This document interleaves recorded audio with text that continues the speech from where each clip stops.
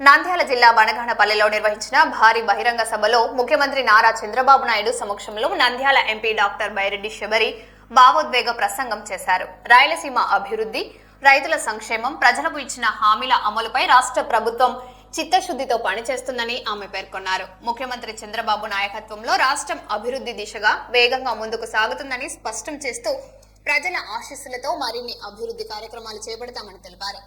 సభలో ఆమె ప్రసంగానికి కార్యకర్తలు, ప్రజల నుంచి విశేష స్పందన లభించింది. ప్రతి అడుగులో అభివృద్ధి, ప్రతి నిర్ణయంలో భవిష్యత్తు. రాయలసీమ ఒక సామాన్య రైతు కుటుంబంలో జన్మించి ఈ నేల తల్లి యొక్క విలువ తెలుసు, మన కష్టాలు తెలుసు, మన నష్టాలు తెలుసు. మన రాయలసీమ ముద్దు బిడ్డ గౌరవనీయులు మన ముఖ్యమంత్రి వర్యులు శ్రీ చంద్రబాబు నాయుడు గారికి, అట్లాగే ఇక్కడికి వచ్చిన ప్రతి ఒక్కరికి పేరు పేరున నమస్కారాలు తెలియజేసుకుంటూ, ఒకప్పుడు రాయలసీమ అంటే కరువు, వలసలు, లేకపోతే ఎండిపోయిన పొలాలు. కానీ ఇప్పుడు రాయలసీమ అంటే నీటి కోసం పోరాడే ప్రాంతం కాదు, నీటితో అభివృద్ధి చేసే ప్రాంతం అని, లేదంటే ఇక్కడ వెనకబడిన ప్రాంతం కాదు, ఇది అవకాశాలు మెండుగా ఉన్న ప్రాంతం.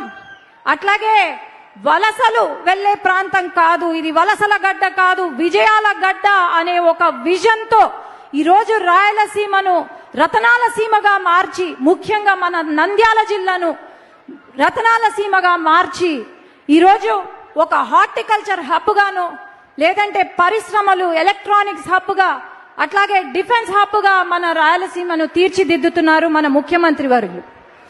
ఈరోజు హార్టికల్చర్ అంటేనే ఏమి తెలియని ఒక స్టేజ్లో 5 సంవత్సరాల వైసీపీ పాలనలో గంజాయి హబ్బుగా మారుస్తూ ఉంటే, మన ముఖ్యమంత్రి గారు ఈరోజు హార్టికల్చర్ హబ్బుగా దాదాపు మన రాయలసీమలోనే 55% కల్టివేషన్ కి, అట్లాగే 6 లక్షల మంది రైతులు బాగుపడేలాగా ఈరోజు తీర్చిదిద్దుతున్నారు. అట్లాగే వైసీపీ పాలనలో కంపెనీలు, పరిశ్రమలు వెళ్ళగొడుతూ ఉంటే, పారిపోతుంటే, ఈ రోజు ఆ పరిశ్రమలు, కంపెనీలు క్యూ కట్టి మన రాష్ట్రానికి వస్తున్నాయి. దాదాపు 25% పెట్టుబడులు మన రాష్ట్రంలో ఉన్నాయి. ఇవన్నీ మనం చూస్తున్నాం. ముఖ్యంగా నేను ఒకటే చెప్తున్నాను, ఈరోజు రాయలసీమ ముద్దు బిడ్డ అని చెప్పి కొంతమంది నాయకులు మాట్లాడుతున్నారు. సొంత పులివెందల కడపలో కూడా ఏమి చెయ్యలేని ఆనాటి ముఖ్యమంత్రి జగన్మోహన్ రెడ్డి అనను, జగన్మోహన్ గారు ఈరోజు నేను రాయలసీమ ముద్దు బిడ్డ అంటుంటే, రాయలసీమ వాళ్లకు తెలుసు ఎవరు రాయలసీమ కోసం, మన జిల్లా అభివృద్ధి కోసం కృషి చేస్తున్నారు అని. ఈరోజు నంద్యాలలో ఒకప్పుడు బనగానపల్లె కరువు ప్రాంతమైన బనగానపల్లె ఈరోజు నీళ్లు పారుతున్నాయంటే అది కేవలం మన ముఖ్యమంత్రి గారి వల్లే. అట్లాగే ఈరోజు మహిళలకు పెద్దపీట వేస్తున్నారు. 33% రిజర్వేషన్ అని వెయిట్ చేస్తున్నాం, అమలు అవుతుందా లేదా. కానీ ఈరోజు మన రాష్ట్రంలో, దేశంలో ఎక్కడా లేని విధంగా బిల్లు అమలు అయినా లేకపోయినా 33% రిజర్వేషన్ మహిళలకు ఉంటుంది అని చెప్పిన ఏకైక పార్టీ ఈ దేశంలోనే అంటే తెలుగుదేశం పార్టీ. అట్లాగే మహిళలకు ఏమాత్రం గౌరవం ఇస్తున్నారు వైసీపీ నాయకులు మనం చూసాం. నిన్న వైసీపీ కార్యాలయంలో ఒక వైసీపీ మహిళను కొట్టారు, లేదంటే మన పైన కేసులు పెట్టారు. అట్లాగే ఒక చిన్న బాలికను రేప్ చేస్తే పాస్కో కేసు పెడితే వాళ్ళను పరామర్శిస్తారు.